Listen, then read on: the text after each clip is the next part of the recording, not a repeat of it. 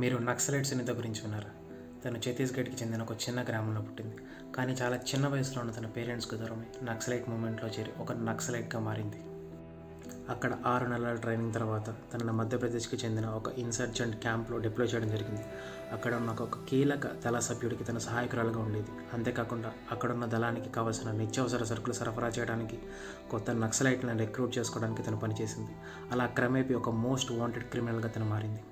And Madhya Pradesh ప్రభుత్వం తనను ఎలాగైనా పట్టుకోవాలని చెప్పి తన తల మీద 14 లక్షల బౌంటీ పెట్టింది.